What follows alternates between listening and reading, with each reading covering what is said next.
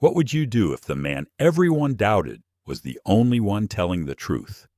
It began as an ordinary flight. Passengers scrolling through phones, sipping coffee, waiting for takeoff. But within 12 minutes, a storm erupted. A first-class seat, a boarding pass that no one wanted to believe. A quiet man accused, questioned, and nearly dragged out of the cabin. And then, everything changed. Because this man was not who they thought. He was not an imposter. He was not a threat.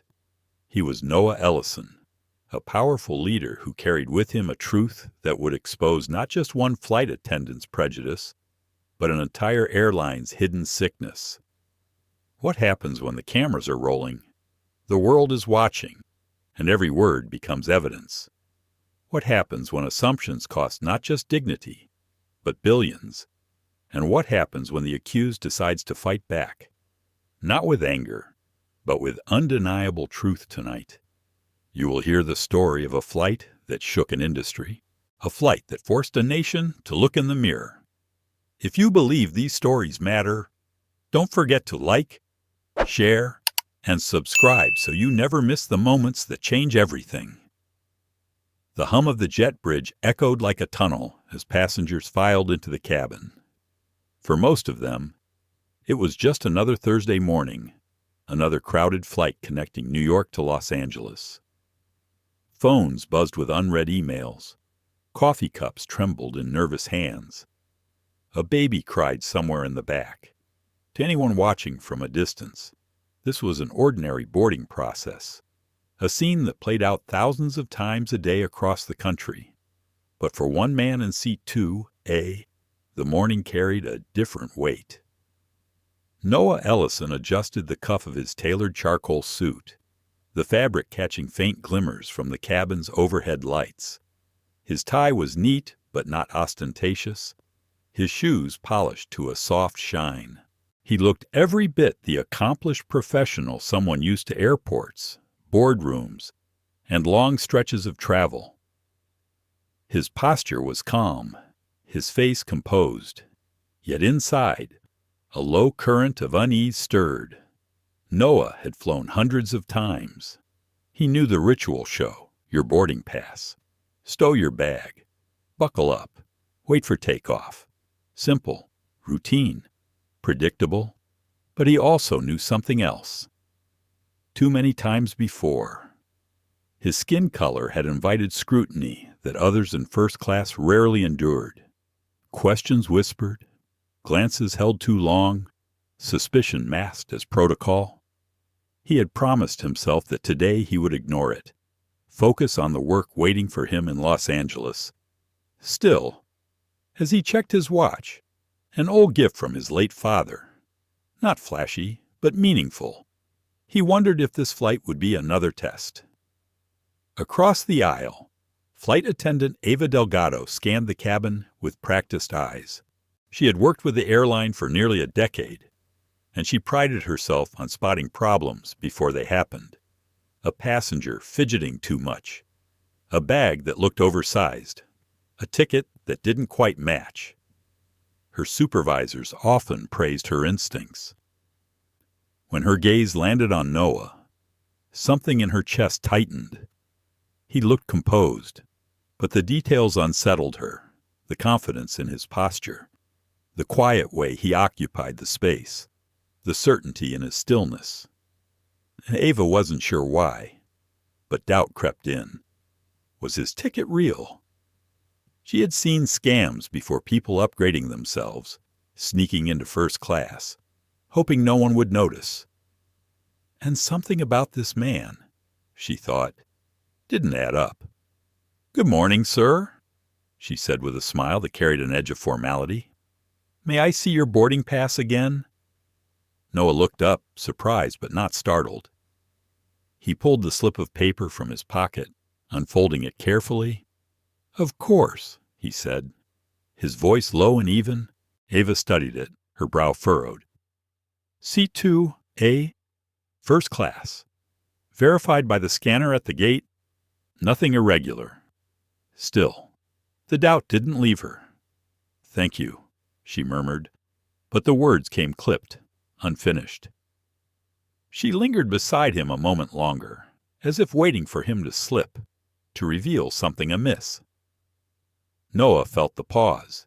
He had felt it before, in restaurants where servers double-checked his credit card, in hotel lobbies where clerks hesitated before handing over keys. It was always the same, the silent suggestion that maybe he didn't belong. He exhaled slowly, reminding himself to stay calm. Anger, though tempting, never changed minds. Patience, he believed, carried more weight than fury. From 3 rows back, a young woman angled her phone subtly toward the scene. Maya Chen, 22, student and self-styled digital activist, had developed a knack for spotting tension. She streamed everything protests, awkward customer service encounters, moments that revealed truths people tried to hide. The way the attendant hovered over the man in Tua piqued her instincts. Something told her this was worth recording. The cabin filled quickly, overhead bins snapping shut, murmurs rising and falling like waves. Noah kept his gaze forward, trying to lose himself in the hum of pre-flight activity. Yet he felt Ava's presence linger, her suspicion pressing against him like invisible weight. Minutes passed. Passengers settled, but Ava returned again, her expression now tight. "Sir, could I trouble you for identification?" Noah blinked. "You already saw my boarding pass." "Yes, but we've had some issues recently," Ava replied. "Just to confirm." He studied her, silence stretching. Inside, his mind churned. Should he comply? Hand over his license like so many times before? Let her judgment slide unchecked? Or should he resist? Assert the simple truth that no other passenger had been asked to prove their right to sit in their seat. His heart told him to stand firm. His experience warned him resistance might spiral. He reached slowly into his wallet, sliding out his driver's license. He placed it in her hand, without a word. Ava examined it, nodded curtly, and returned it. "Thank you," she said again, but her voice held no warmth. Noah tucked the card away, his fingers steady but his chest tight. He thought of his father again, of the lessons he'd taught. Hold your ground. Son, let them see your dignity before they see your anger. The engines hummed as the last passengers filed in. A businessman in 1C tapped his watch impatiently. A couple in 3D whispered about delays. The air thickened with the restless anticipation that always precedes departure. Noah leaned back, eyes half closed. Outwardly, he was still calm, but inside, a question gnawed how many more times would he have to prove his right to exist in spaces he had earned? How long before patience turned into surrender? The intercom crackled. Cabin crew, prepare for departure. Yet Noah sensed that the real journey, the one that would test not just his patience, but the conscience of everyone on board, was only beginning. The cabin lights dimmed slightly as the last group of passengers pushed their way down the aisle. The hum of engines deepened, a reminder that the flight was nearly ready to leave the gate. Still, Ava Delgado could not shake the feeling gnawing at her. Something about the man in 2A unsettled her in ways she could not fully name. She had seen scams before, people sneaking into seats they had not paid for, lying with practiced confidence. And yet, the man in 2A was different. He did not fidget, did not argue, did not shrink back. He sat with the poise of someone who had nothing to prove. That calmness itself unnerved her. Ava had been trained to trust her instincts. Her instructors had repeated the mantra, when something feels wrong, it probably is. That belief had guided her through 9 years in the skies, through unruly passengers, drunken arguments, and countless moments where quick judgment mattered. She prided herself on spotting trouble before it erupted. And now, as she looked at Noah Ellison, her instincts screamed that something was off. She approached again, trying to mask her tension with a professional smile.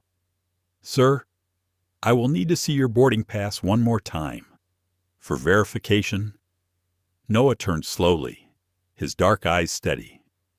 "You've already checked it twice." "Yes, but just to confirm, we have to be thorough." Murmurs rose among the surrounding passengers. The businessman in 1C sighed audibly, muttering about delays. A teenager in row 4 leaned into the aisle, phone angled carefully as if casually scrolling. In reality, Maya Chen had already hit record. She had a knack for sensing stories before they unfolded, and every instinct told her that this quiet confrontation would matter.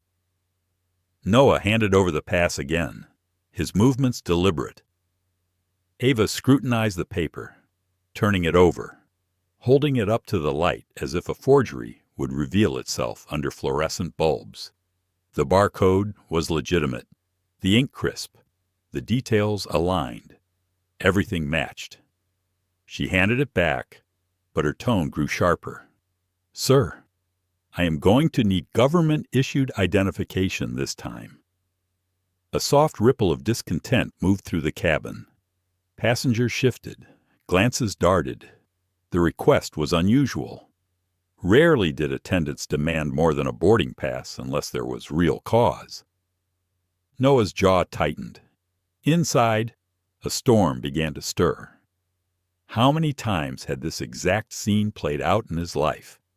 The hotel clerk demanding extra verification, the car dealer insisting on proof of income, the doorman double-checking his invitation while waving others through. Each moment small, yet each one carving away at the quiet dignity he carried. He inhaled deeply, centering himself. He remembered his father's words, spoken years ago after a humiliating encounter at an airport. "Dignity is not about silence, son. It is about choosing how you carry yourself when the world tries to strip it from you." Noah opened his wallet, sliding out his driver's license. He placed it in Ava's hand, his expression controlled, his voice calm. "Here, now you have both." Ava glanced at it, then back at him. She nodded curtly, returned the license, and forced a thin smile. "Thank you for your cooperation." But her eyes betrayed uncertainty, even suspicion. She lingered a moment longer, then moved on down the aisle. Noah tucked the license away. Leaning back in his seat, he felt the gaze of nearby passengers, some sympathetic, others wary. He closed his eyes briefly, steadying his breath. The unease inside him did not fade. He had complied, but compliance never erased suspicion. It only delayed it. Maya's phone streamed quietly to her followers. At first, only a handful tuned in, but her captions caught attention. First-class passenger being asked for ID over and over. Why comments trickled in, curiosity turning to outrage. "Looks like profiling. This doesn't feel right." Her stream climbed past 1,000 viewers within minutes. Up front, Ava conferred with another attendant, whispering in urgent tones. The other woman frowned, shrugged, and returned to her tasks. Ava's conviction hardened. She could not let it go. Something about the man in 2A still felt wrong. She returned once more, determination etched in her face. "Sir, I need to ask, did you purchase this ticket yourself?" Noah's eyes snapped open, the restraint he had held on to frayed. "Excuse me. Sometimes passengers are given tickets through secondary markets or fraudulent sources. We need to be sure this seat is legitimately yours." Gasps came from nearby passengers. The businessman in 1C lowered his newspaper. A woman in 3D pulled out her phone. hitting record. The air in the cabin thickened with tension. Noah studied Ava for a long, heavy moment. His pulse quickened, yet his voice remained even. Yes, I purchased it myself, at full price, at 6:45 this morning. The specificity startled her. She hesitated. Words caught in her throat. Few people remembered the exact time they bought a ticket. Maya's stream spiked to 5,000 viewers. Comments flooded in. This is harassment. She's profiling him. Why doesn't she ask anyone else? Ava swallowed, then pressed further. And how did you pay? That was the moment Noah felt something inside him harden. He had tolerated the questions, the repetition, the disbelief, but this crossed a line. Still, he forced his voice to remain calm. With my credit card. What kind of card? He reached into his jacket pocket. Withdrawing a sleek black wallet, he opened it slowly, deliberately, revealing a black American Express Centurion Card. The rare metal glinted in the light, unmistakable in its exclusivity. A card so rare that even most executives only dreamed of holding one. Gas rippled again. The businessman in 1C blinked in surprise. The couple in 2C exchanged looks. Maya's camera zoomed in, capturing the detail. The comment feed exploded. That's the black card. Do you know how hard it is to get one? She really picked the wrong guy. Ava's confidence faltered. Her eyes darted between the card and Noah's steady expression. Yet instead of conceding, she stiffened. Those seats cost nearly $1,000. Many people use miles or upgrades. I just need to be sure. Noah's patience cracked. He leaned forward slightly, his tone low but cutting. You've already seen my boarding pass, my identification, and now my payment method. Tell me, what more do you need? Or is the real question whether you believe someone who looks like me belongs here? The words struck like a thunderclap. Silence fell. Every ear in first class strained toward them. Ava's face flushed crimson. Her lips parted, but no defense came. She stepped back, her composure fraying. In row 4, Maya whispered into her phone, her voice trembling with intensity. You guys are seeing this live. He just called it out. This is bigger than I thought. Her viewer count shot past 10,000. Noah leaned back, heart pounding, but outwardly calm. He felt the storm shifting, the weight of eyes upon him. He had not wanted confrontation. He had wanted only a quiet flight, time to prepare for meetings waiting on the other side of the country. Yet here he was again, pressed to defend his right to sit in a seat he had purchased. The intercom clicked on. Cabin crew, doors for departure. The words sounded hollow against the rising tension. Noah closed his eyes briefly, whispering to himself so softly no one else could hear. Stay steady. Stay steady. But in his chest, unease grew. Something told him this confrontation was not ending here. It was only beginning. The cockpit door clicked open with a metallic thud that silenced the cabin. Conversation stopped. Phones lowered. Even the restless child in row 6 grew quiet. When the captain appeared, his presence shifted the air itself. Grant Whitaker carried himself with the gravity of 25 years in uniform. His navy jacket bore 4 gold stripes across each shoulder, symbols of authority that passengers instinctively respected. He had weathered storms, medical emergencies, engine failures, and once a full evacuation on a tarmac in Denver. He had built his career on decisive action. To his crew, he was the embodiment of calm control. Miss Delgado, he said, his voice carrying across first class. What seems to be the issue here? Ava straightened, relief flickering in her eyes. Captain, this gentleman in 2A refuses to provide adequate identification. He is becoming disruptive. All eyes turned to Noah Ellison. He sat perfectly still, hands resting lightly on his knees, posture unshaken. He did not look disruptive. He looked composed, even serene, though inside his pulse thudded against his ribs. Grant shifted his gaze, measuring the man in the suit. Expensive fabric, polished shoes, a quiet confidence, no twitch of aggression, no smell of alcohol, nothing outwardly suspicious. Still, he trusted Ava. In 9 years of working together, she had never raised a false alarm. "Sir," Grant addressed Noah directly, "I am Captain Whitaker. I understand there is some confusion about your seating." Noah inclined his head politely. "Confusion that I did not create. I showed my boarding pass. I showed my identification. I even showed my payment method. Yet I am still being asked to prove my right to sit in a seat I purchased." Murmurs rippled among the passengers. The businessman in 1C tapped his foot impatiently. A mother in 3D shook her head, whispering to her husband. Phones glowed brighter, recording silently. Maya Chen's live stream count leapt past 15,000. The comments scrolling so fast they blurred. Grant frowned, extending his hand. "May I see your boarding pass myself?" "Sir," without hesitation. Noah handed it over.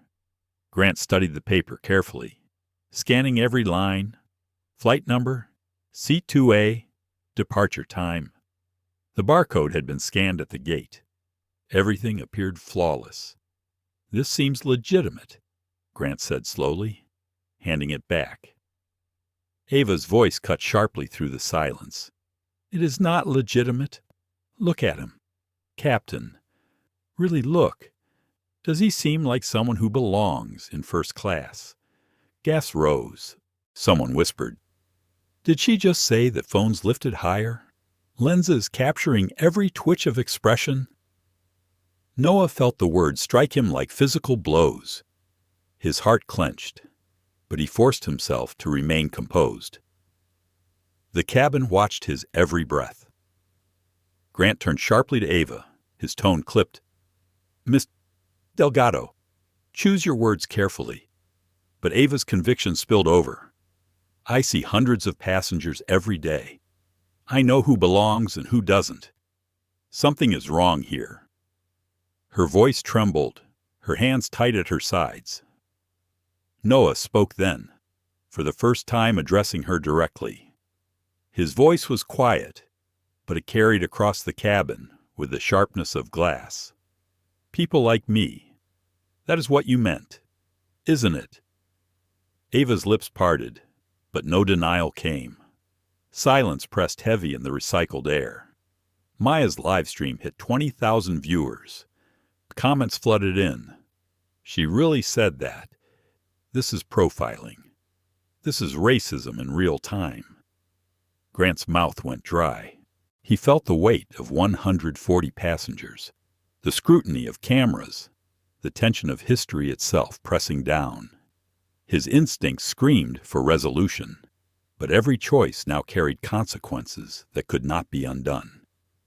"Sir," he said carefully, "to resolve this, I will need an additional form of identification, a driver's license, perhaps a credit card, something beyond what has already been shown."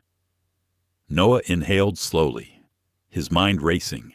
He had already given them everything they asked, yet here they were again, moving the goalposts further, demanding more, as if his existence itself required constant validation. He reached for his wallet once more, fingers steady though anger roiled beneath the surface.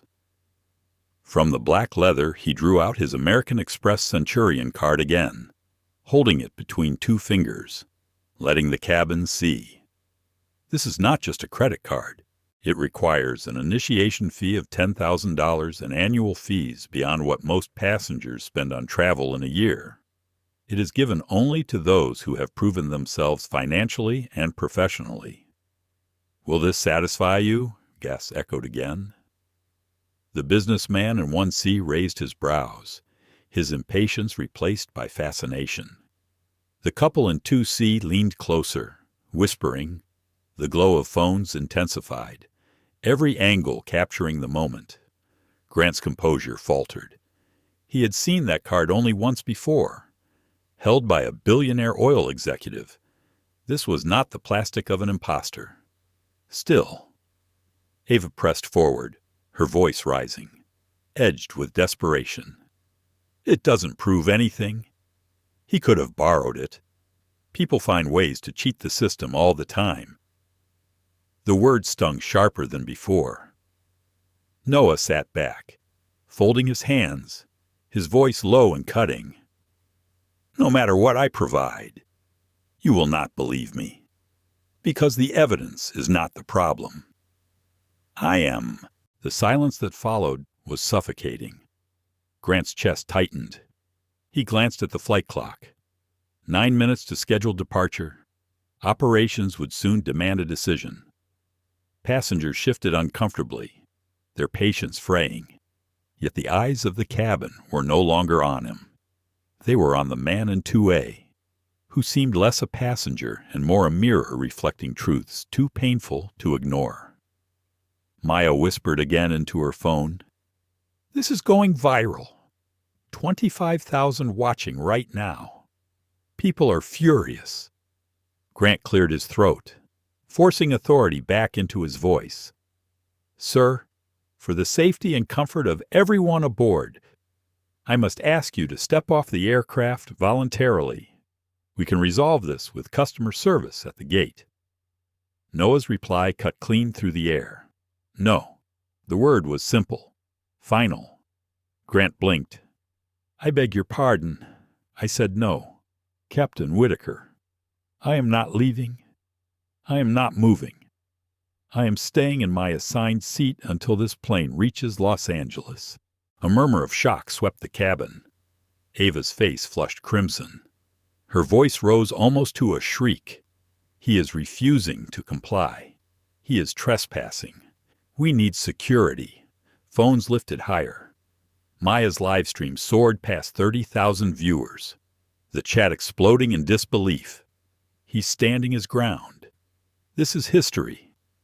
Grant's radio crackled at his hip. Captain Whitaker, this is ground security.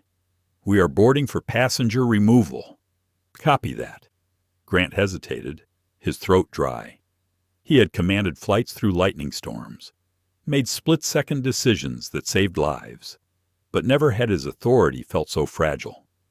Never had the eyes of an unseen digital crowd weighed heavier than the storm outside. He looked at Noah, who sat in perfect stillness, gaze calm, every muscle relaxed as though carved from stone. The man was not panicked. He was not hostile. He was waiting.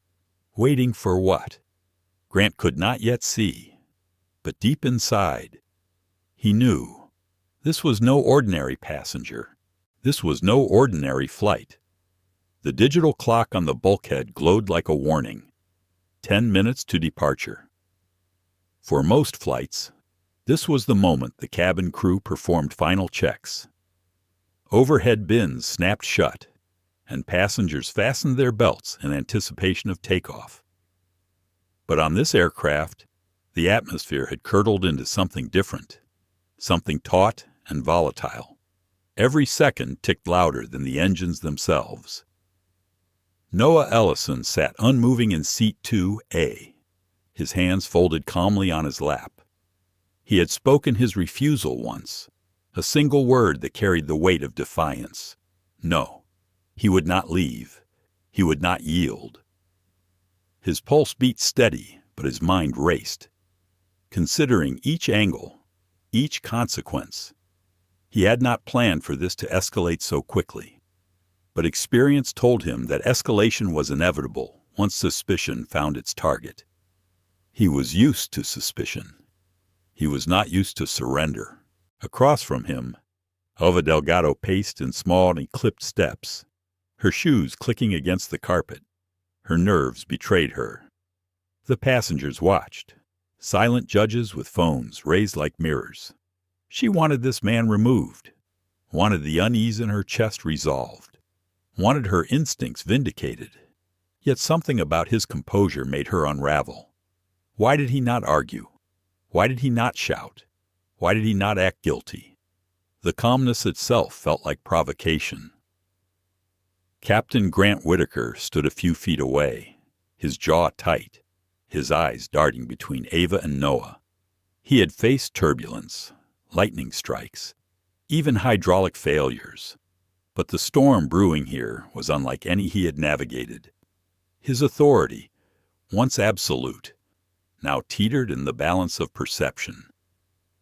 He could feel it slipping, not just from his crew, but from the invisible audience beyond. He could almost hear the silent roar of thousands watching through glowing screens. In row 4, Maya Chen whispered into her phone, 32,000 live right now. This is going viral. People are furious.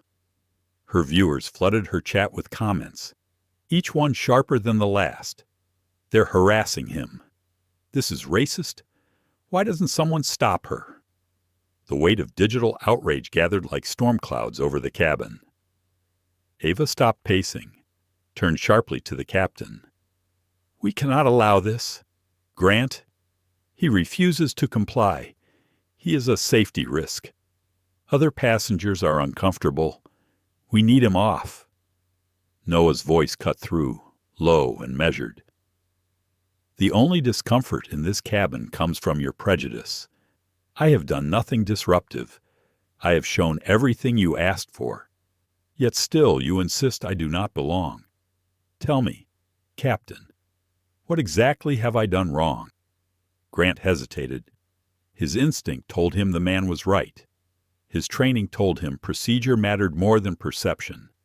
Procedure demanded compliance, but compliance demanded fairness, and fairness was no longer present.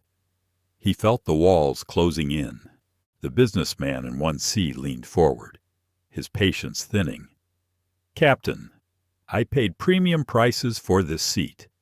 If we do not leave on time, I will miss my connection in Los Angeles. Can you resolve this already? Others murmured in agreement. Some looked toward Noah with sympathy, others with irritation. The cabin had become a jury, split by bias and inconvenience. The intercom buzzed. Captain Whitaker, this is operations. You are 9 minutes from departure. Do you require an extension? Grant pressed his radio. Stand by. His voice cracked slightly, betraying the strain. Noah adjusted his watch, the movement deliberate, his expression unreadable. The simple act of checking the time carried weight now. Ava interpreted it as arrogance. Passengers read it as defiance. Maya's audience framed it as dignity. Ava's voice rose. Look at him. He is timing us. Captain, he is planning something. Noah finally turned, his eyes locking on hers. His tone carried quiet power. I am timing how long it takes for bias to reveal itself in full view of 140 passengers. The words struck the air like a stone thrown into glass. Cracks spread silently. No one spoke. Even the child in row 6 had gone still, as if sensing the gravity of what unfolded. Maya whispered into her phone, her voice shaking. He just said it. He called it bias. This is history happening right now. Her viewer count surged past 40,000. Grant exhaled slowly, feeling the sweat gather at his temples. He tried to summon the clarity that had saved him in storms, but clarity eluded him. Instead, his mind replayed the consequences. A wrong call here could mean headlines, lawsuits, even the end of his career. A right call was harder to define. Noah broke the silence again. Captain Whitaker, with all respect, I ask you one question. How many white passengers have you personally removed from first class for simply sitting quietly? Grant blinked. Caught off guard, his mouth opened, but no answer came. He searched his memory. He thought of unruly drunks, of passengers arguing about baggage, of verbal abuse hurled at crew, but quiet defiance.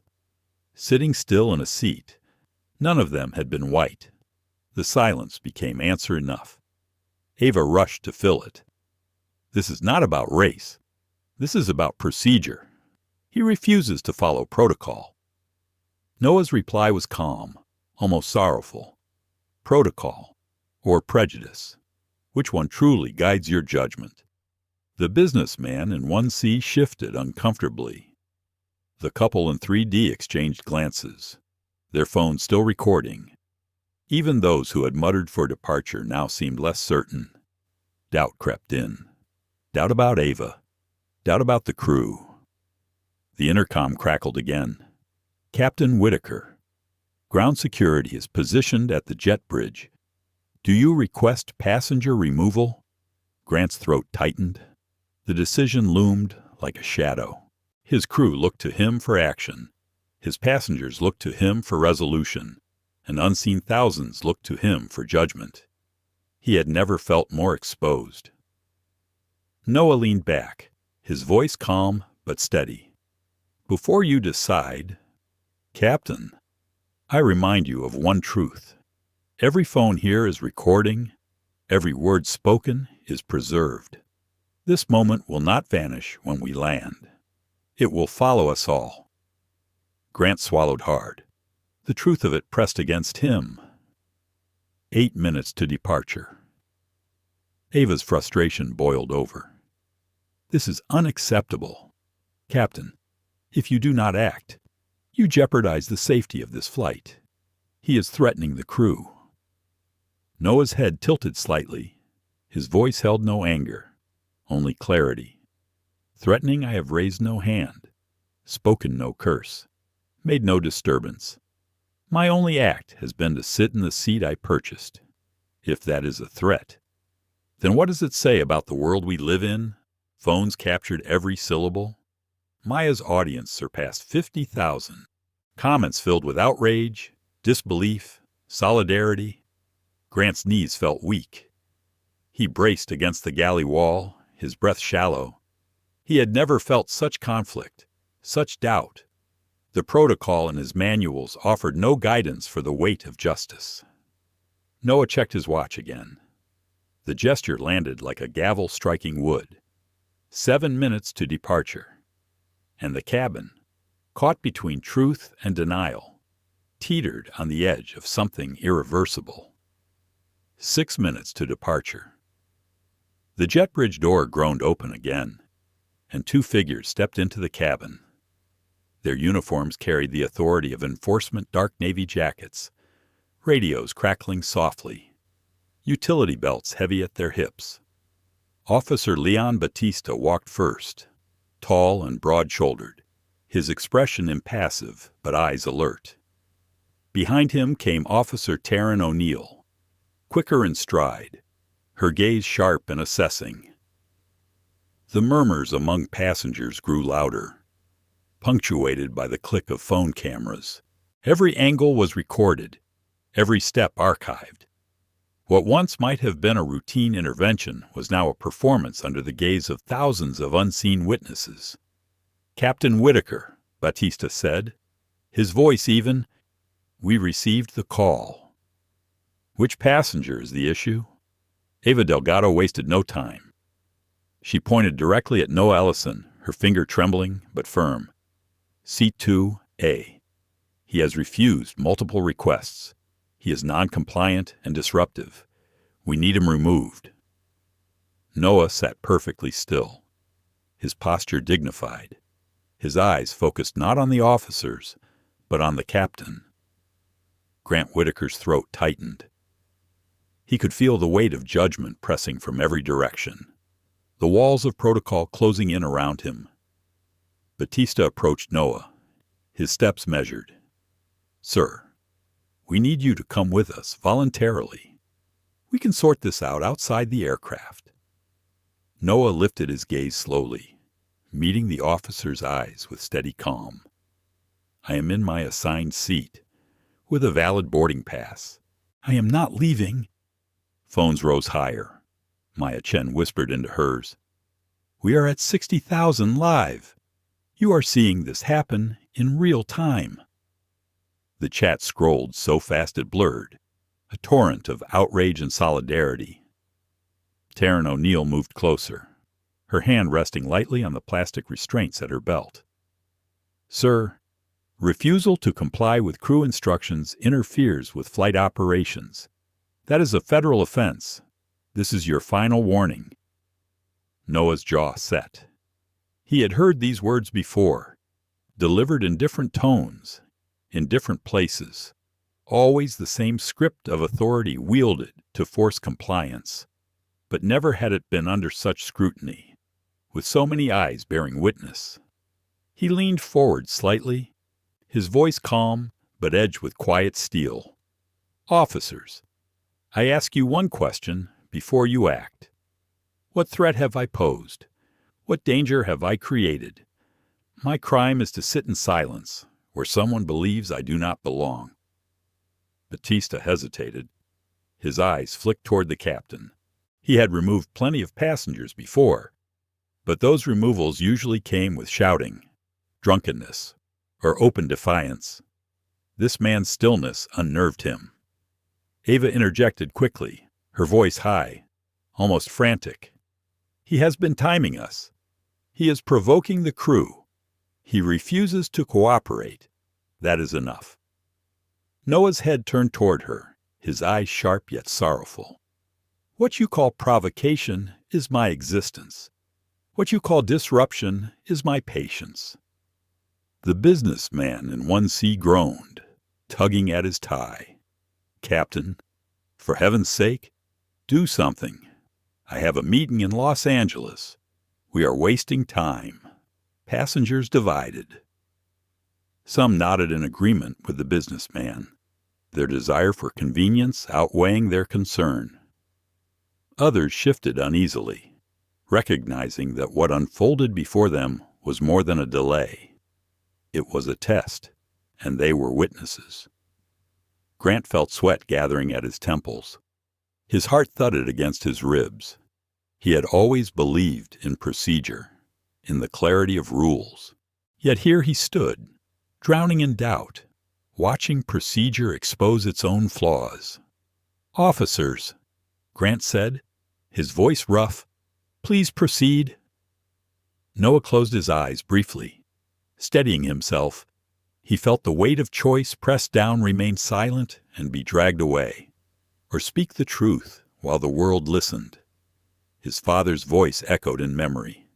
Dignity is not given, it is held, even when the world tries to take it. He opened his eyes. Before you put your hands on me, understand this. Every phone in this cabin records your decision. Thousands are watching live. Tomorrow it will be millions. Ask yourselves, is removing a quiet man from his paid seat worth the cost of your careers? Batista froze. O'Neill's grip tightened on her restraints, but her eyes flickered uncertainty. Maya whispered breathlessly into her phone. 75,000 live. He just said it. He is calling them out directly. Ava's frustration boiled over. This is ridiculous. He is manipulating everyone. Captain, this cannot continue. Noah turned his gaze back to her, his voice low but resonant. What cannot continue is the assumption that my presence is illegitimate. You looked at me and decided I did not belong. That decision has led us here. The cabin buzzed with whispers. A woman in 3D murmured, "He is right." Another nodded. Phones captured every word. Batista stepped back slightly, his uncertainty plain. Captain, this is escalating beyond standard procedure.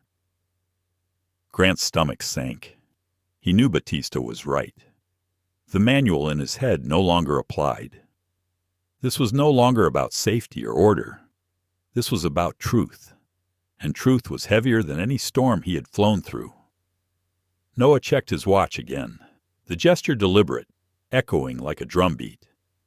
5 minutes to departure. "Captain Whitaker," he said softly, "history is watching." Grant felt his throat tighten. He wanted to command, to restore order, to make the decision that would move the plane forward.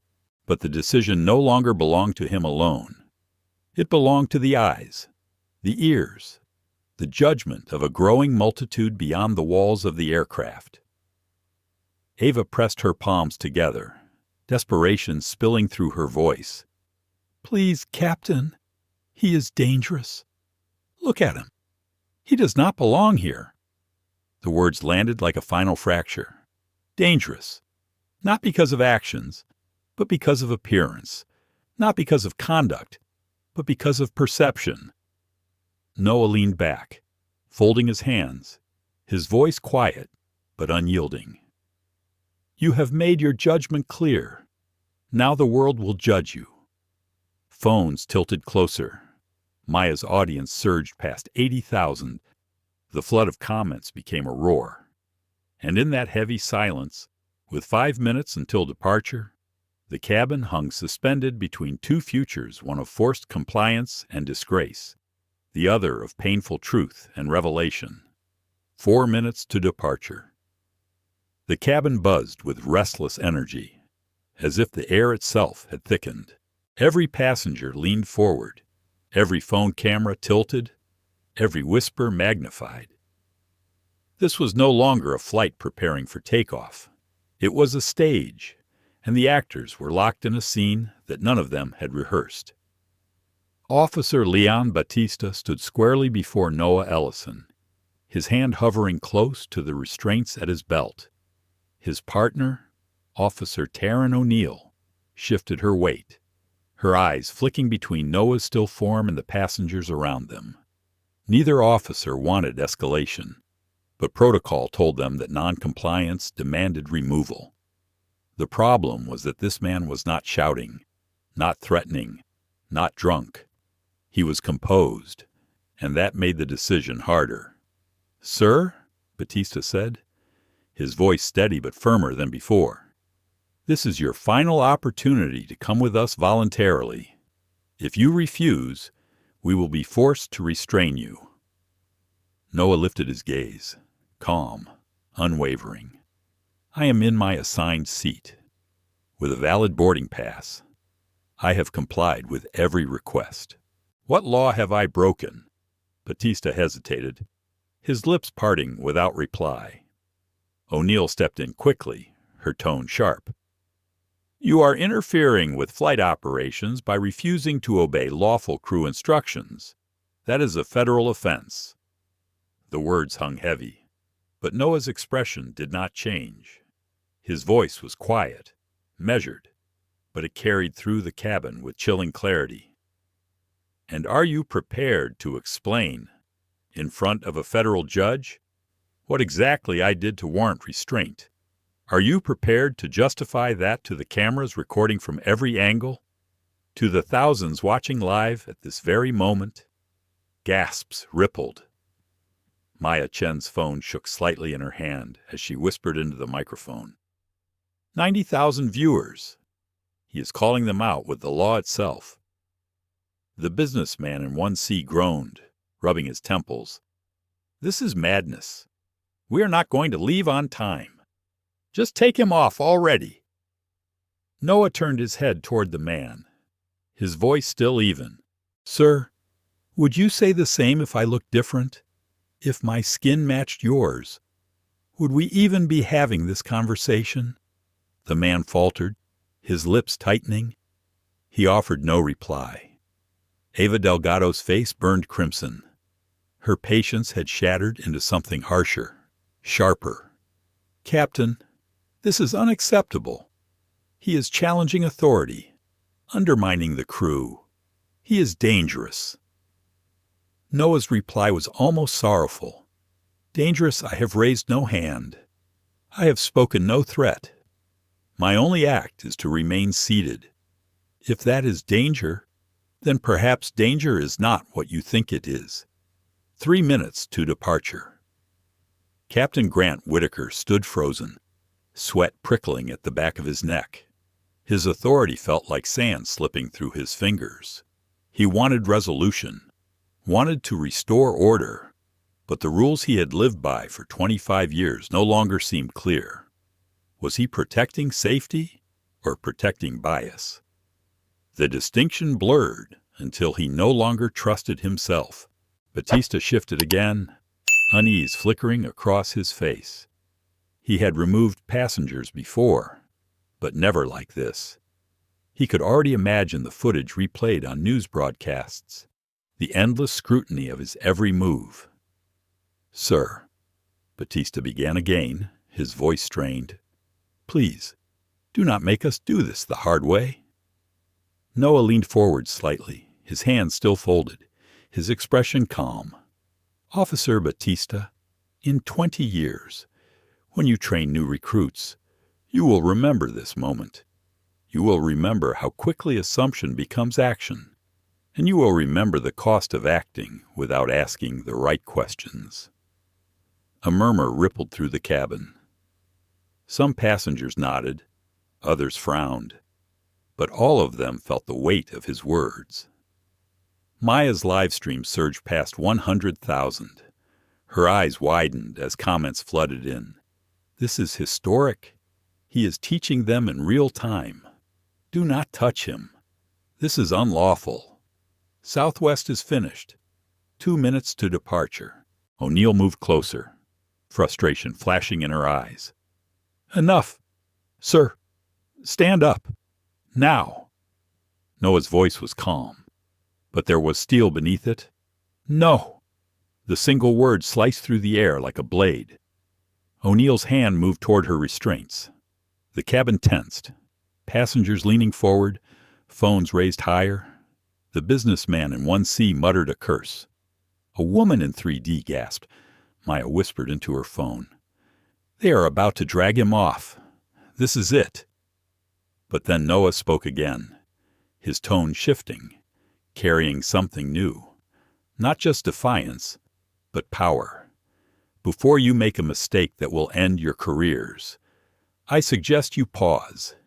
In less than 30 seconds, the captain's phone will ring, and when it does, you will understand." The cabin fell silent. Even O'Neill froze, her hand hovering. Grant frowned, confusion furrowing his brow. "What are you talking about?" Noah checked his watch, the gesture deliberate, his expression unreadable. "Wait for it." The air hummed with anticipation. Passengers exchanged bewildered glances. Phones tilted closer, hungry for the moment. And then it happened. Grant's radio crackled, followed by the buzz of his personal phone. The caller ID lit up with bold letters, "Operations Center." Urgent. A chill ran down Grant's spine. He fumbled the device to his ear. "This is Captain Whitaker." The voice on the other end was clipped. "Urgent. Captain, this is the Operations Center. We are monitoring social media. You currently have 95,000 live viewers. National outlets are contacting us already. Handle this quietly and carefully. Do not remove the passenger until further notice." Grant's stomach dropped. His knees nearly buckled. He looked at Noah, who sat calm, composed, waiting. 1 minute to departure. Maya whispered into her phone, her voice trembling. He predicted it. He knew the call would come. Ava's face drained of color. For the first time, doubt cracked her expression. "Captain, what? What is happening?" Grant swallowed hard, lowering the phone slowly. His authority, once so certain, now felt like a mask slipping away. He stared at the man in 2, who had not raised his voice, had not moved from his seat, and yet had shifted the course of everything. Noah's voice broke the silence, quiet but commanding. "Now, Captain Whitaker, perhaps you understand. This is bigger than you, bigger than me. This is about truth."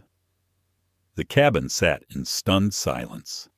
140 passengers holding their breath. 100,000 viewers bearing witness as the final seconds ticked away. And for the first time in his career, Captain Grant Whitaker realized that his authority no longer belonged to him alone.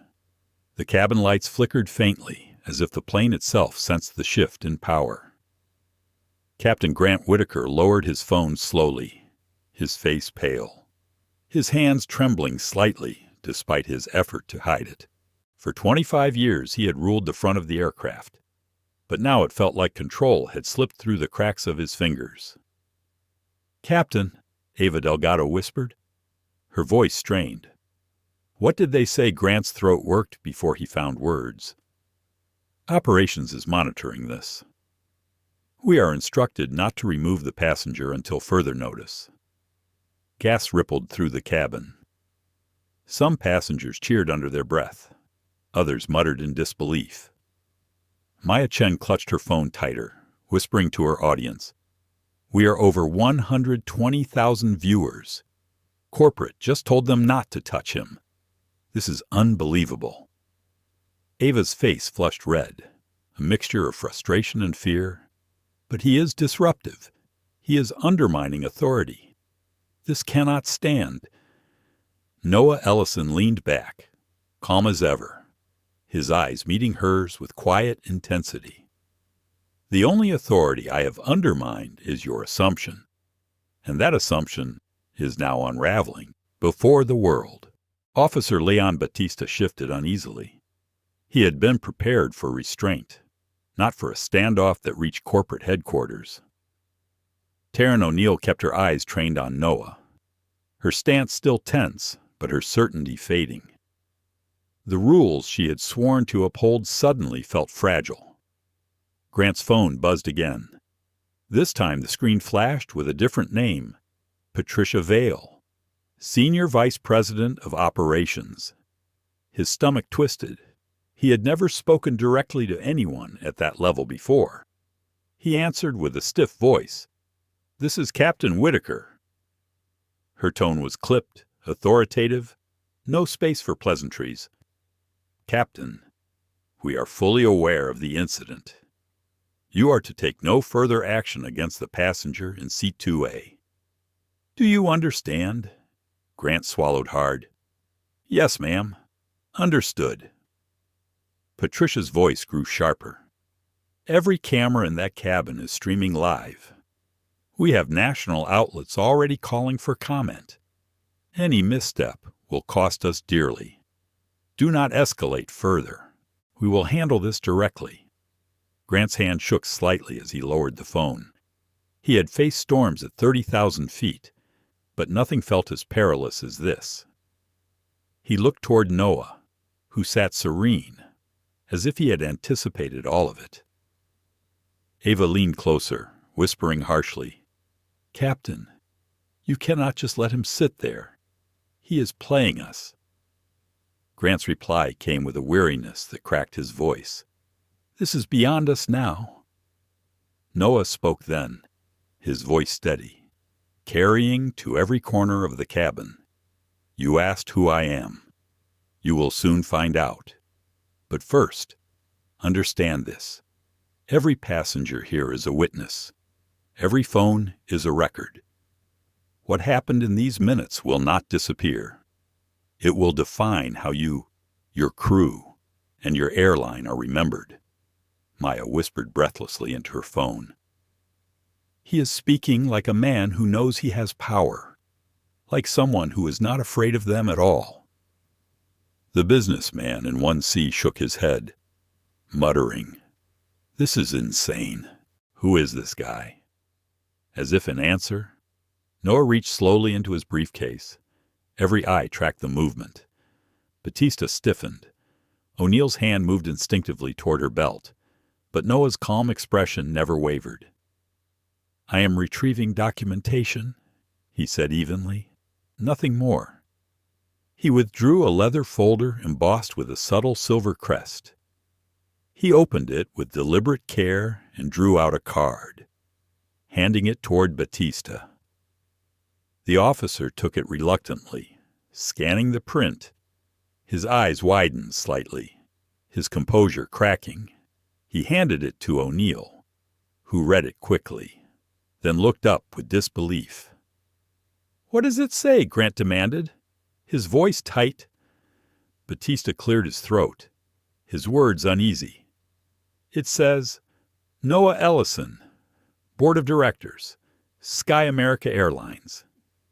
The cabin erupted in gas. Passengers whispered, some shouted. Maya's live stream count surged past 150,000. The comment feed a blur. He is on the board. He is one of them. This changes everything. Ava staggered back as if struck. No, that cannot be real. Board members do not fly commercial. They have private jets. That is a fake. Noah's gaze settled on her, calm but devastating. Board members also test their own companies. They see for themselves how their employees treat the people they serve. And sometimes they learn more than they ever wished to know. Grant's face drained of color.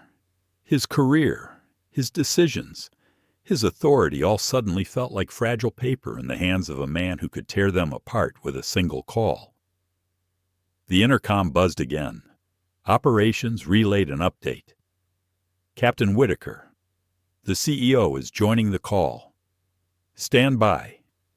Grant's knees nearly buckled. Samuel Hart.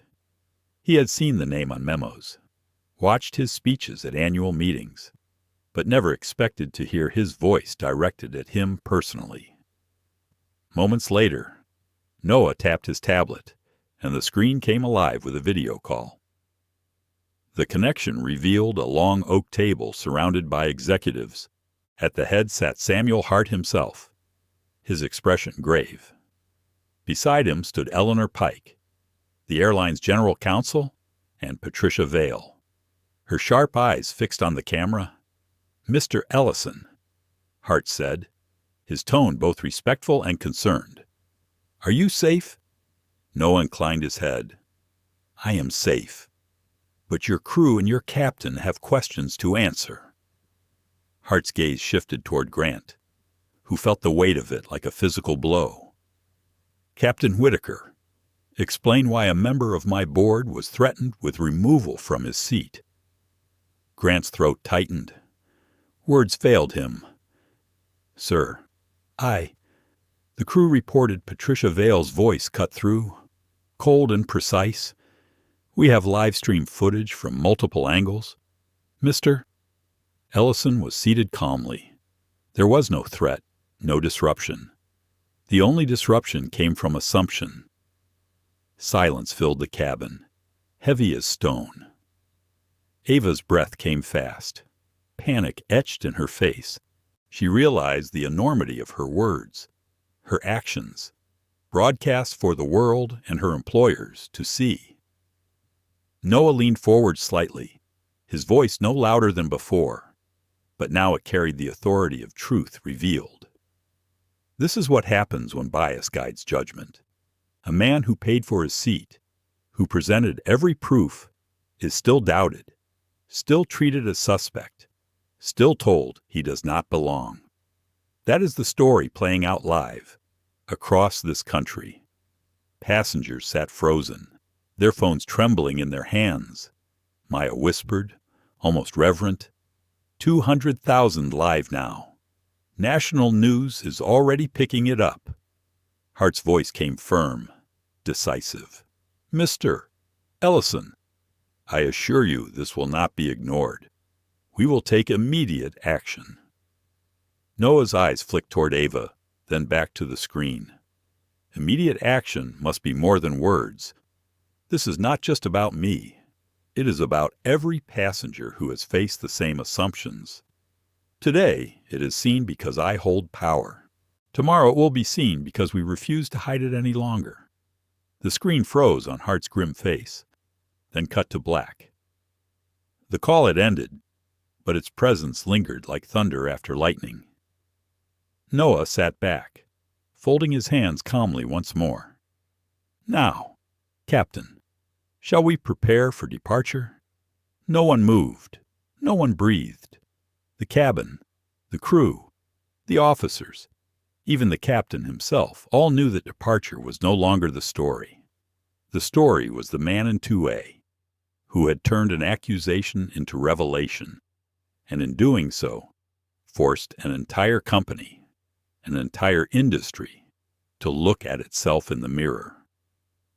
The hum of the cabin settled into an eerie quiet, broken only by the faint buzz of phones recording and the occasional cough from a passenger. Everyone's eyes remained fixed on Noah Ellison, the man who had shifted their flight from routine departure to national spectacle. The truth had cracked open, but what came next promised to be even more unsettling. Noah adjusted the cuffs of his jacket, his movements slow and deliberate. For the first time since the ordeal began, he allowed a hint of weariness to slip into his eyes. He had carried himself with unflinching calm, but the toll of these moments pressed against him. He inhaled deeply, then spoke. "You should all know," he began, his voice steady, resonant in the confined space. "This was not chance. My presence here, in this seat, on this flight, it was intentional." Gas moved through the cabin like ripples on water. Ava Delgado blinked rapidly, shaking her head as if refusing to believe it. Captain Grant Whitaker stiffened, his jaw tightening, his body caught between duty and dread. Officer Leon Batista shifted his stance, trying to mask his curiosity. Maya Chen whispered into her phone, her voice urgent. 230,000 live. He just admitted this was planned. Noah clasped his hands together, resting them on the tray table before him. His tone was even, almost conversational, but the weight behind his words was undeniable. For months, Sky America has received complaints. Dozens upon dozens of incidents where passengers of color were treated differently, where assumptions replaced evidence, where dignity was questioned without cause. Those reports were reviewed, logged, and filed. But reports are numbers, statistics, easy to dismiss. He paused, letting the silence deepen. The passengers leaned in closer, some nodding unconsciously. Even those who had been impatient moments earlier now found themselves unable to look away. "I wanted to see for myself," Noah continued, "not through second-hand accounts, not from behind a desk or in a boardroom, but here, where it happens. I booked this flight under my own name, with my own money. No assistance, no executive privileges, just me, a passenger. And within 12 minutes of sitting in this seat, I was questioned, doubted, and accused." Ava's voice cracked as she interrupted. You set us up." Noah turned to her, his eyes steady, not cruel, but unflinching. "I did not set you up, Miss Delgado. I gave you the same opportunity you have with every passenger to treat them with fairness. What happened here tonight did not come from me. It came from you." Ava's breath hitched. Her chest rose and fell rapidly as she tried to process the weight of his words. Grant's palms felt damp. He wiped them against his trousers, his heart thudding. He had flown into storms that rattled entire aircrafts, but this quiet man's words shook him more deeply. Noah tapped his tablet, the screen glowing with documents. "Before boarding, I prepared this." He turned the screen slightly, so nearby passengers could glimpse the headings, complaint logs, discrimination claims, legal risk assessments. In just the past quarter, 47 separate complaints alleging discriminatory treatment have been filed against this airline. 47. How many more were never reported? Whispers filled the cabin. Passengers exchanged uneasy glances. A woman in row 5 whispered, 47 in 3 months. Maya's audience surged past 250,000. Her voice trembled as she narrated. He has the receipts. This was never random. This was a test. Noah's expression softened slightly, though the firmness in his tone remained. I did not board this plane seeking confrontation, but I knew the odds. I knew the likelihood that my presence would spark assumptions. I prayed it would not, but here we are. Batista finally spoke, his voice low, uncertain. You're saying you wanted this to happen? Noah's gaze shifted toward him. I wanted the truth to reveal itself. Whether it happened tonight, next week, or next month, I knew it would happen, because it has happened too many times before. Taryn O'Neill crossed her arms, her brows furrowed. And now what you expose us. Destroy careers. Burn everything down. Noah's eyes locked with hers. His voice was calm but carried a quiet fire. Not destroy. Transform. This airline, this industry, has hidden behind procedure for too long. Procedure that masks prejudice. Policies that allow bias to flourish unchecked. That ends now. The businessman in 1C, who had grown quieter as events unfolded, leaned forward. His voice was softer than before, tinged with something like guilt. Sir, I may have judged too quickly. I just wanted to get where I was going, but I see now this is bigger than a delay. Noah inclined his head respectfully. Acknowledgement is the first step. We all have biases. The question is whether we let them rule us, or whether we challenge them. Ava's hands shook visibly. Tears pricked her eyes as she whispered, I never meant. Noah's voice softened, though it did not waver. Intent does not erase impact. You may not have meant harm, but harm was done, and it was witnessed by thousands. Maya's phone vibrated in her hand as notifications poured in. It's everywhere, she whispered to herself. CNN? NBC? Every outlet?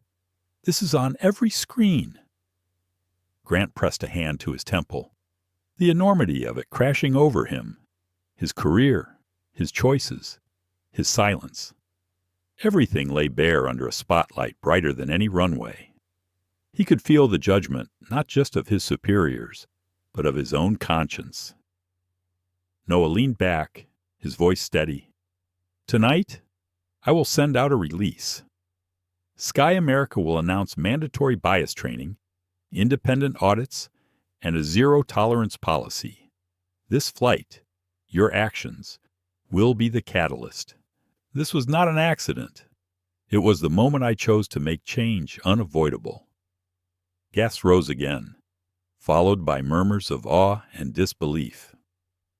Passengers realized they were part of something historic, a turning point captured in real time. Ava's sob broke the silence. I'll lose everything, she whispered. Noah turned toward her, his gaze not cruel but piercing. Perhaps you will lose what you thought was everything, but you may gain what matters more, the chance to face yourself honestly, to change, to grow. Grant's chest tightened, his mind swirling with memories of times he had looked at passengers with silent judgment. The confession he wanted to voice pressed hard against his throat, but fear held it back. Maya's audience soared past 300,000. Her chat flooded with comments of solidarity and demands for reform. She whispered, This is no longer just a flight. This is history unfolding. Noah checked his watch, then folded his hands once more. We are 30 minutes behind schedule, but some delays are worth it. Tonight, delay gave us truth, and truth is the only path forward. The cabin sat in reverent silence. The man in 2A, who had been questioned, doubted, nearly removed, had revealed himself not as a disruption, but as a mirror, forcing everyone from the crew to the passengers, to the unseen millions beyond, to confront what they had allowed to remain hidden. The aircraft was no longer just a cabin of restless passengers. It was a tribunal, a stage, a crucible where truth had been forced into the open. Every face reflected the same realization: they were part of something larger than a flight to Los Angeles. They were witnesses to a reckoning. Noah Ellison sat in his seat with the quiet authority of someone who knew the tide had turned. His posture was unchanged, calm and upright. But there was a new sharpness in the air around him. The revelations had shifted the balance. He no longer needed to prove himself. The company, the crew, even the captain, now carried the burden of proof. Captain Grant Whitaker stood near the galley, his face pale, his jaw clenched. His authority had been dismantled piece by piece until only doubt remained. The realization that a member of the board had been treated as a criminal under his watch gnawed at him. His 25 years of service, his faith in procedure, his identity as a protector of the skies, all of it now seemed fragile.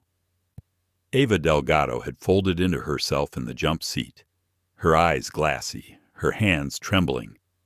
The composure that once defined her presence in the cabin had evaporated. She had not only misjudged a passenger, but had done so under the harsh light of cameras and witnesses. Every word she had spoken now replayed in her mind, with unbearable clarity. People like him do not usually fly first class. Those words had cut deep, and now they cut her back even sharper. Noah broke the silence with a voice both steady and commanding. "We cannot move forward as if nothing happened. Tonight is not an interruption. It is a beginning." His words carried through the cabin, every syllable deliberate. Passengers leaned forward, phones steadier than before. Even those who had once wished for silence now clung to every word, aware they were hearing something historic.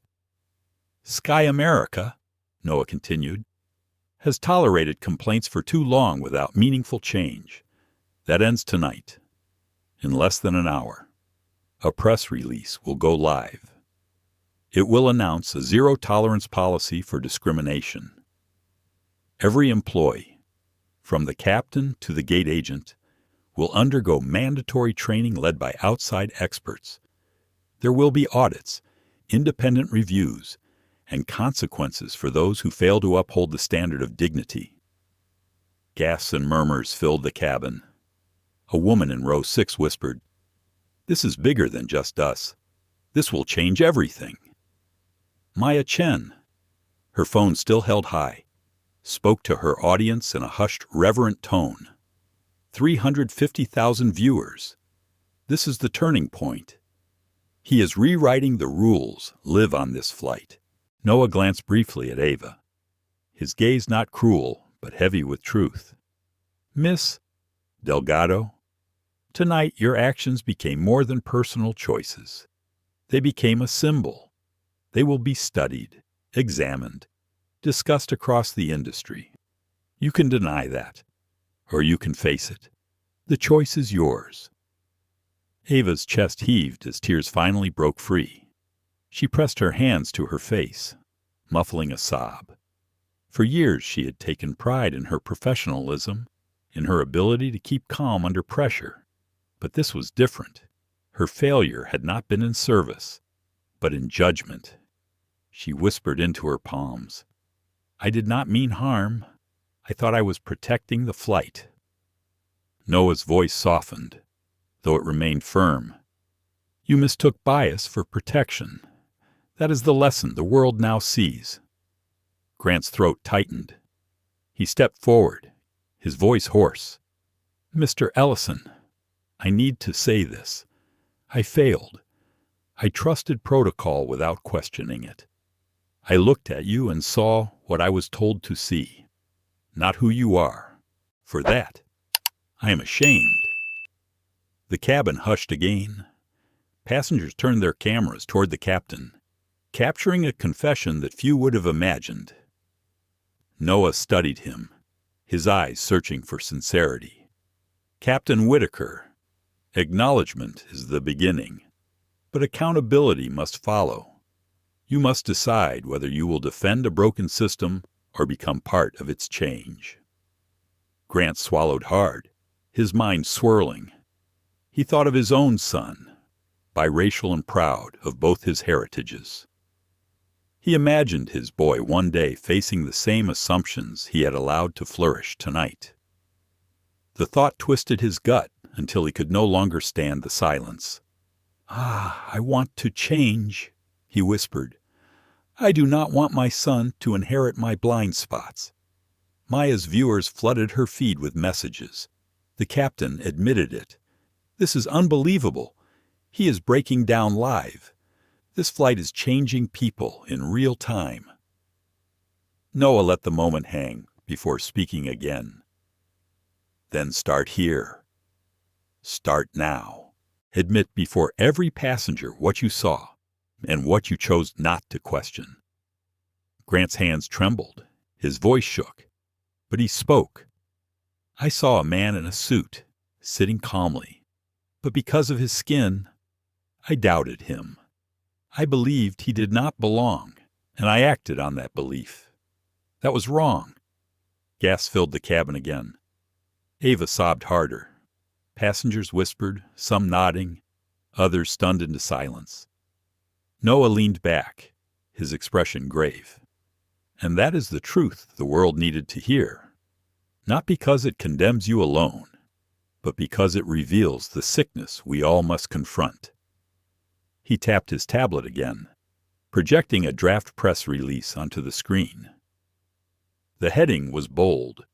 "Sky America Airlines announces comprehensive anti-discrimination initiative. Passengers near enough to see widened their eyes." The bullet points were clear independent oversight, bias audits, accountability for leadership, mandatory retraining. Maya whispered urgently into her phone. "This is going out tonight. We are watching history written in real time. 400,000 viewers." Noah's gaze swept the cabin, moving from face to face. "Some of you may feel this is a delay, an inconvenience, but know this: in 20 years, you will remember where you were when an airline drew a line in the sand. You will remember that you were witnesses to a change long overdue." The businessman in 1C shifted uneasily, guilt settling heavier on his face. He muttered, almost to himself, "I only wanted to get to my meeting. I did not think about what this meant." A passenger from further back spoke louder, her voice quivering but strong. "I want to thank you, Mr. Ellison. My brother was removed from a flight last year for no reason other than his appearance. No one recorded it. No one believed him. But tonight, you showed the world the truth." Noah inclined his head respectfully. "Your brother's story matters. Every story matters. Tonight is not just mine. It is his. It is everyone's." Ava's sobs subsided into trembling breaths. She looked at Noah through tear-filled eyes, her voice barely audible. "Is there any way to make this right?" Noah's reply came gently, but with finality. "Only through truth. Only through change. That begins with you."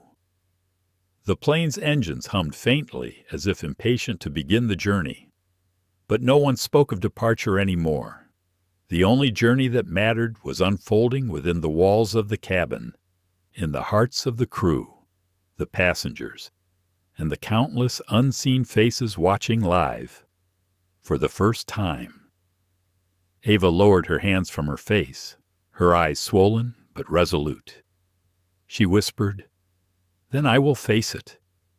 Grant lowered his head, the weight of his confession still heavy, but a spark of resolve igniting beneath the shame. And Noah, calm and steady, knew that the transformation had only just begun. The cabin was heavy with silence, broken only by the steady hum of the engines and the rustle of passengers shifting in their seats. Every eye remained fixed on Noah Ellison. His calm presence filled the space with an authority that no uniform or title could match. What had started as a dispute over a seat had become something far larger, something that felt historic. Noah lifted his tablet again, the screen glowing against the dimmed cabin lights. He scrolled with deliberate patience, as if each movement carried weight. Then he turned the device slightly, allowing passengers nearby to glimpse the files. Words like financial exposure, discrimination settlements, and class action potential flashed on the screen.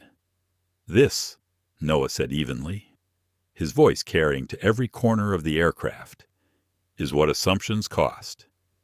They are not harmless. They are not fleeting. They have weight, consequence, measurable damage. Tonight is not simply about one flight. It is about an entire system that risks collapse under the weight of its prejudice." He tapped the screen, enlarging a chart. In the past 5 years, Sky America has faced over 2,000 internal complaints related to bias or discrimination. Of those, less than 10% reached public awareness. The rest were buried, settled quietly, dismissed. But each one carried a cost. Passengers leaned closer. A man in row 4 muttered. 2,000 Maya Chen's voice trembled as she spoke into her phone. 480,000 viewers. He is revealing numbers the public has never seen. Noah's tone sharpened. The average settlement in discrimination cases runs near $400,000. Multiply that by the number of complaints we have ignored, and you see billions in liability. Billions lost because we refuse to see our passengers as people first. Gas rippled through the cabin. The businessman in 1C, who had once demanded Noah's removal, now looked pale. His earlier impatience seemed petty against the scale of what was unfolding. Noah's eyes flicked toward Ava Delgado, who sat trembling. Her hands knotted together. And then there is the cost we cannot measure in dollars. The cost of dignity stripped, of trust betrayed, of lives marked by humiliation. That cost is written on the faces of those who remember being told they did not belong. Ava's lip quivered. She whispered, almost inaudibly, "I never wanted this. I never meant to." Noah interrupted softly, but firmly. Intent does not erase consequence. Tonight your words were recorded by hundreds of witnesses. Already, they are broadcast to the nation. In one moment, your assumption became the symbol of an industry sickness. Her tears fell freely now. She buried her face in her hands, shoulders shaking. Captain Grant Whitaker stood nearby, rigid, his eyes fixed on the carpet. Noah turned toward him, his expression grave. "And you, Captain, your record shows 17 removals from premium cabins in the past 2 years. 15 of those were passengers of color. 15. The words landed like blows. Grant's knees nearly buckled. His face went pale, the numbers sinking into him with brutal clarity. He wanted to deny it, to claim coincidence. But deep down he knew the truth. He had never kept count, but someone else had. Coincidence does not explain such disparity, Noah said. It explains nothing. What it reveals is a pattern you never questioned, because the system told you it was normal. Grant pressed a hand to his temple. His voice cracked. "I thought I was following procedure. I told myself it was about safety." Noah's voice cut through like ice.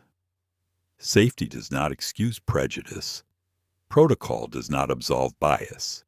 You acted without asking. That is not protection. That is discrimination wearing a uniform." Passengers murmured, phones capturing every syllable. The story had spread beyond a cabin, It had become a mirror for an entire industry. Noah tapped his tablet again. This time he displayed a live stock ticker. The numbers flashed red. Before we boarded, Sky America stock traded at $34.67 per share. In the past hour, it has dropped by over 7%. Nearly $1 billion in market value gone. Not because of weather, not because of mechanical failure, because of words spoken in this cabin. The businessman in 1C groaned softly, burying his face in his hands. $1 billion. Noah's gaze swept across the cabin, steady and unyielding. Do you see now? This is not about inconvenience. This is not about one man or one crew member. This is about the cost of unchecked bias. And tonight, the world is watching as that cost is measured in dollars, dignity, and careers. Ava lifted her head, her cheeks wet, her eyes desperate. Please, she whispered, tell me what I can do. I will lose everything. Noah studied her for a long moment. His expression was not cruel, but it held the weight of disappointment. You may lose what you thought mattered, but perhaps you will gain what truly matters, the chance to change. But change does not come without pain. Grant finally spoke again, his voice hoarse. Mr. Ellison, what happens to us? To me? To her, Noah's eyes locked on his, piercing. That depends on what you choose now. You can deny, deflect, hide behind procedure, or you could admit, confront, and become the first to build something better. The choice is yours. But understand this, the board will decide your careers within hours, and the world will remember whichever path you choose. Maya's voice cracked as she whispered into her phone. 520,000 viewers. This is no longer a story. It is a movement. Noah leaned back, folding his hands calmly in his lap. When I leave this plane, legal teams will begin preparing the largest class action suit this industry has ever seen. Every passenger who has been humiliated, removed, or silenced because of bias will have their chance to be heard. That alone could cost this company billions. But perhaps it will finally cost enough to make change unavoidable. Passengers sat stunned, the weight of his words pressing down like gravity. A woman in row 5 whispered to her husband, "This is history. We are watching history." Ava's breathing steadied, though tears still stained her cheeks. "I will not hide," she said softly. "If I must stand in front of cameras and admit what I did, then I will. I will not run." Grant closed his eyes briefly, then opened them with resolve. "I will do the same. I will not let my son inherit my silence." Noah inclined his head, his expression solemn. "Then perhaps your worst moment can become your first step. But know this redemption is not given. It is earned, over and over." The passengers remained silent, absorbing the gravity of what had just been laid bare. Phones still recorded, live stream still surged. But in that moment, it felt less like spectacle and more like a collective reckoning. The hum of the engines deepened. The plane was ready for takeoff. But the journey ahead was no longer defined by its destination. It was defined by the transformation unfolding within its walls. Noah closed his tablet with a quiet snap, the sound echoing like a gavel in a courtroom. "Ladies and gentlemen, welcome to the flight that changes everything." The silence inside the cabin felt sharper than any shout. Hundreds of phones remained lifted, unblinking eyes of the world streaming every detail, every tremor, every hesitation. Passengers hardly breathed, afraid a cough or whisper might drown out what they knew was history. Noah Ellison sat steady, his shoulders relaxed but his eyes carrying the weight of a man who had long prepared for this moment.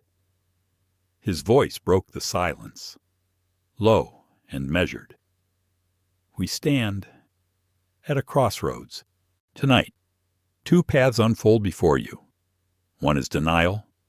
You will claim confusion, cite procedure, insist you meant no harm. You may survive the night, but you will not survive the truth. The other path is harder. It is public, humiliating, and painful, but it is the only path that leads to redemption. His words landed like stones dropped into still water, the ripples spreading across every face in the cabin. Ava Delgado's breathing quickened, her hands twisted in her lap, knuckles white. She looked toward Captain Grant Whitaker, her eyes pleading. "Captain, what do we do?" Grant's face was a mask of exhaustion, his jaw tight, his gaze fixed somewhere far beyond the cabin walls. His mind swirled with memories, faces of passengers he had doubted, moments he had brushed aside as procedure, the voice of his own son asking why people sometimes looked at him differently. The thought of his boy seeing this live stream froze his chest with shame.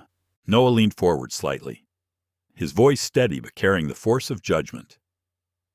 "The board will meet in less than 2 hours.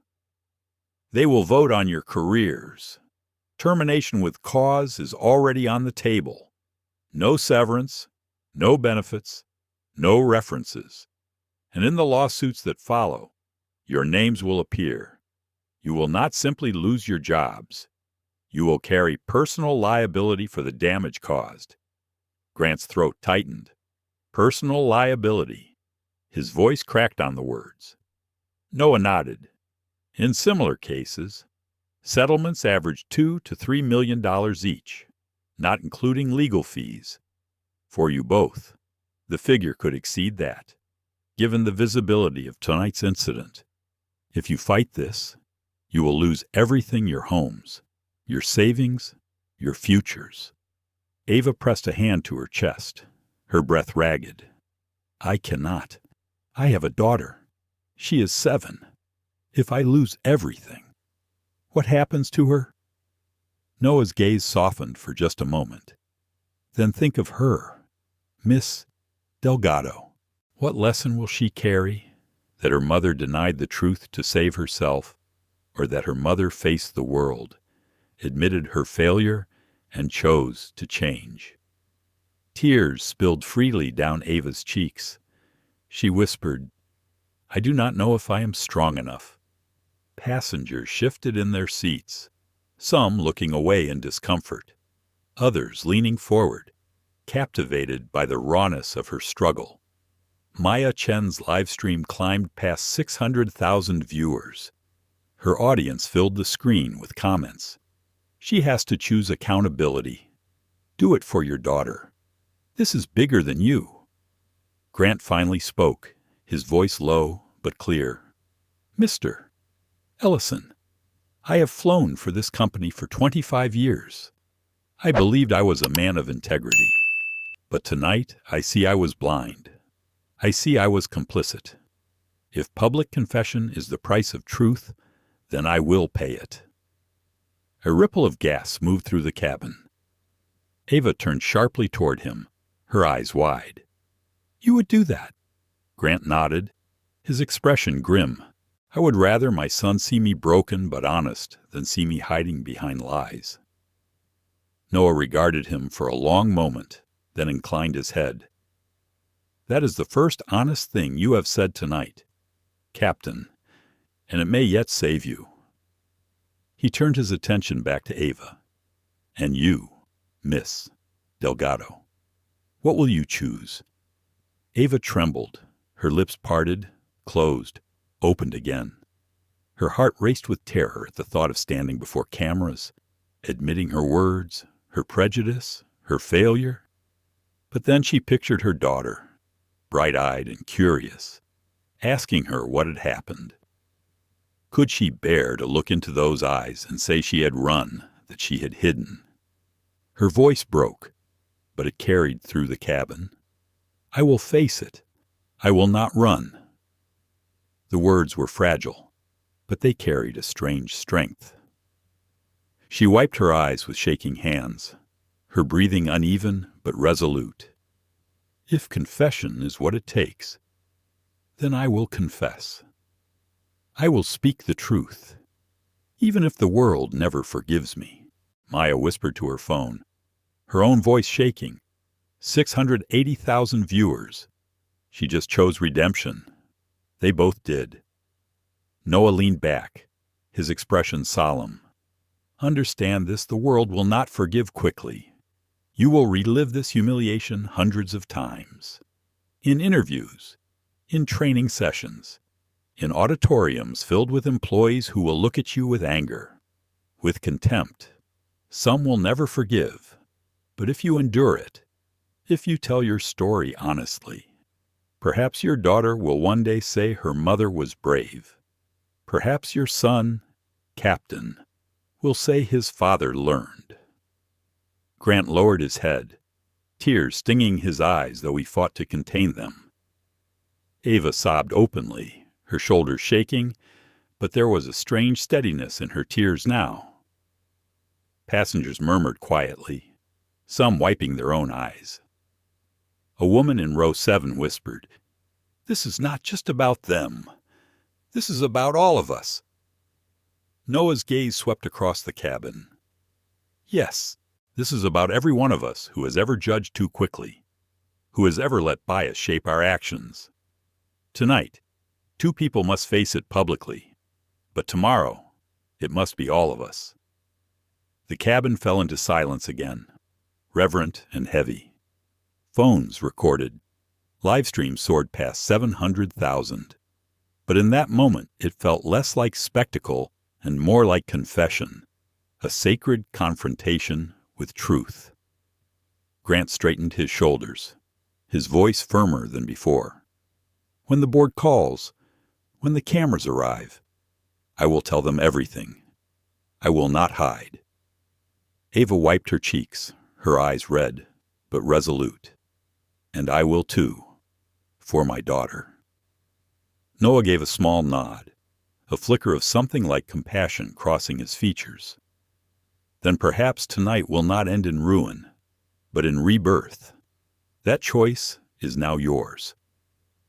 The plane's engines rumbled, the crew preparing for departure at last. But departure no longer meant distance traveled. It meant transformation, the beginning of something that would outlive the flight itself. Noah closed his eyes briefly, exhaling slowly, the weight of years pressing against him. He had forced the truth into the light. Now it was up to them to live it. Passengers sat in hushed awe, aware they were no longer simply travelers. They were witnesses to a moment that would echo beyond this cabin, beyond this airline, into the world itself.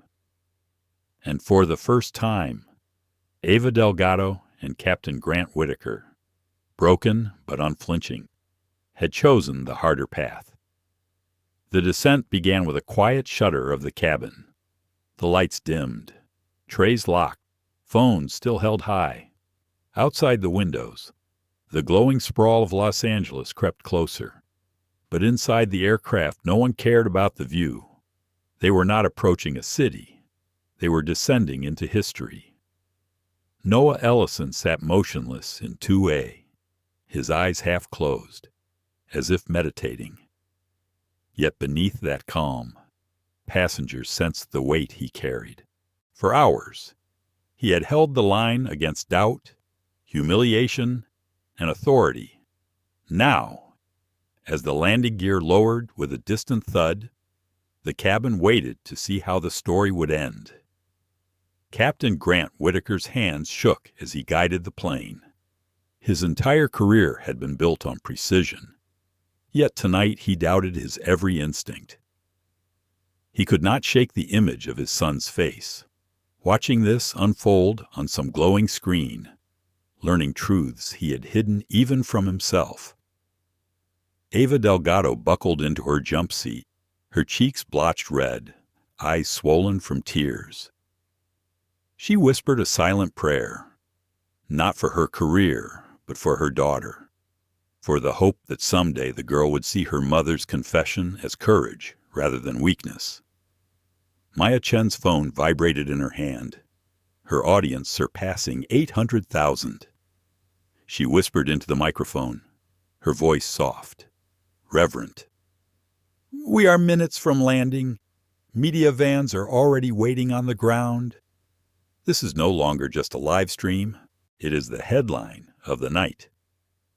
The wheels touched down with a heavy screech that reverberated through the cabin. Gas filled the air, not from turbulence, but from the awareness that the real turbulence was still to come.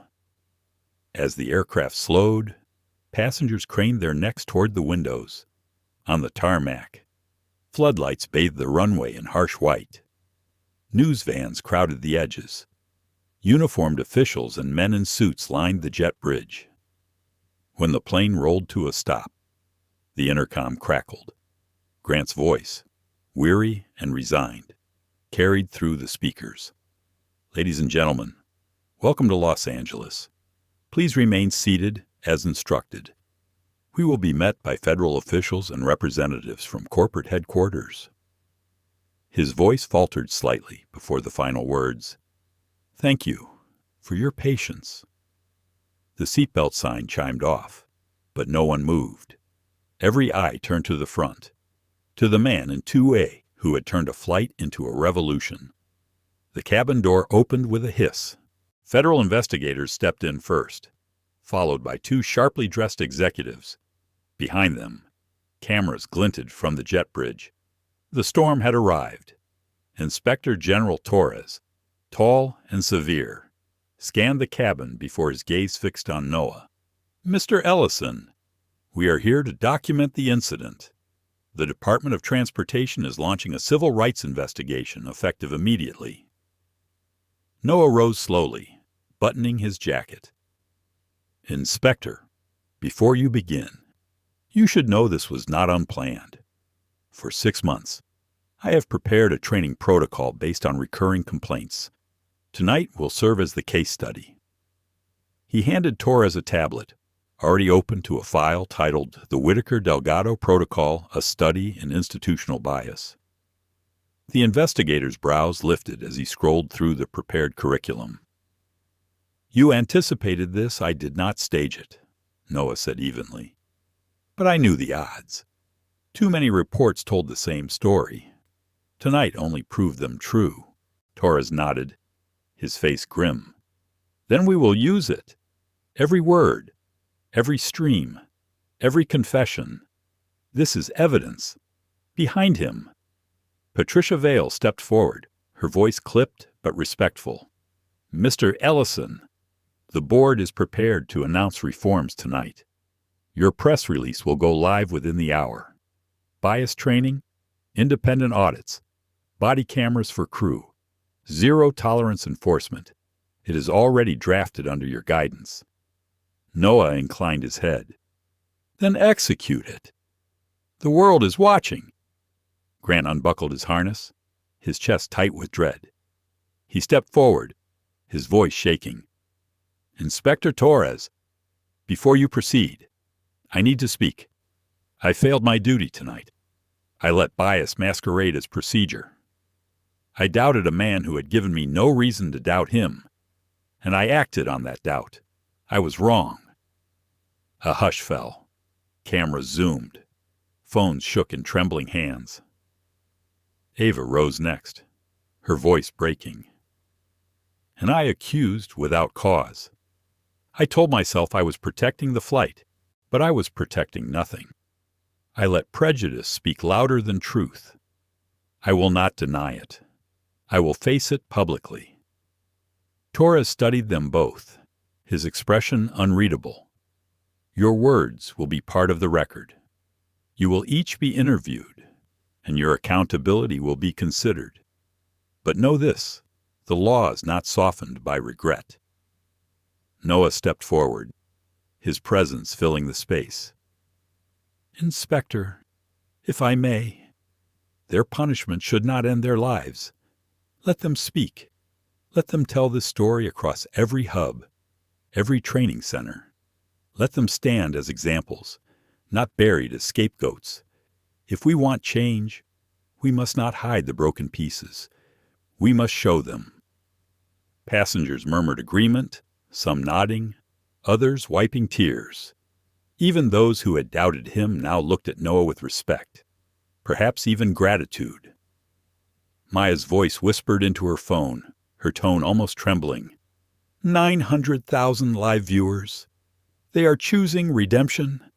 This is not punishment. This is transformation.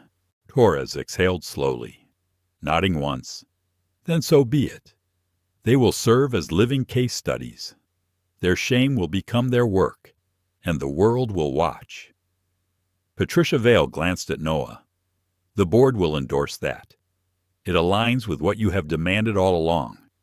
From the jet bridge came another figure, the airline's CEO, Samuel Hart. His face was tight with fatigue, but his eyes locked on Noah with a mixture of respect and fear. Mr. Ellison, this company owes you a debt. Your ordeal tonight will reshape our future. I give you my word. Change will not remain on paper. It will become policy, enforced and permanent. Noah's reply was quiet, but carried like thunder. Do not give me your word, Mr. Hart. Give it to every passenger who boards your planes. Give it to the mother who fears her son will be doubted. Give it to the child who wonders if she belongs. Prove it with action. Hart's shoulders sagged slightly. He nodded. Then action begins tonight. The cabin door opened wider. The flood of cameras visible beyond. Reporters shouted questions. Passengers shielded their eyes from the flash. Ava looked at Noah, terror flickering in her face. I do not know if I can face them. Noah met her gaze steadily. You can, because you must. Think of your daughter. Let her see her mother choose truth. Grant's jaw tightened. He thought of his son, of the boy's question about why people sometimes stared. He straightened his uniform. Let's go. Together. Ava and Grant stepped forward into the light of cameras, their voices trembling but audible as they began to speak. Their words were halting, broken, but real. They admitted what they had done, the assumptions they had made, the harm they had caused. And though the cameras captured every tear, every pause, for the first time, those cameras did not feel like weapons. They felt like witnesses. Noah remained in the cabin, watching them face the world. Passengers sat frozen, phones still lifted, knowing they had seen something extraordinary. When the last words were spoken, when the flood of reporters finally parted, Noah rose. He walked slowly to the door, pausing at the threshold. He turned once more to the cabin, his voice calm, resolute. Ladies and gentlemen, you were witnesses tonight not to a scandal, but to a reckoning. You saw what assumptions cost, and you saw what truth can create. Do not let this end here. Carry it forward. Speak when you see injustice. Record when you see silence. Choose dignity, every time, because change does not happen in boardrooms. It happens when ordinary people decide enough is enough. With that, Noah stepped into the jet bridge, into the chaos of flashing cameras and waiting microphones. The storm of the night wrapped around him, but he walked as if it could not touch him, for he knew storms did not break him. They revealed him. And as the world watched, the man in seat 2A, once doubted, once accused, became the catalyst for change an entire industry could no longer ignore. Sometimes, justice does not arrive in a courtroom. Sometimes, it arrives 30,000 feet in the air. What began as humiliation became revelation. A man in seat 2A exposed the hidden cost of bias. A captain and a flight attendant faced their own blind spots under the unflinching eyes of the world. And passengers, silent at first, realized they were witnessing not a scandal, but a transformation. Noah Ellison's story reminds us of a truth too often forgotten: prejudice may hide behind procedure, but it cannot survive the light. Dignity is not a privilege, it is a right. And when that right is denied, we all pay the price financially, socially, and morally. Yet, within this storm, we saw something more. We saw confession. We saw accountability. We saw the first fragile steps toward change. And maybe, just maybe, that is where hope begins. So let us carry this story beyond the cabin. Let us speak up, record, share, and stand together when dignity is threatened, because silence protects no one. If this story moved you, remember to like, share, and subscribe. Together, we can make sure the next flight carries not just passengers, but justice,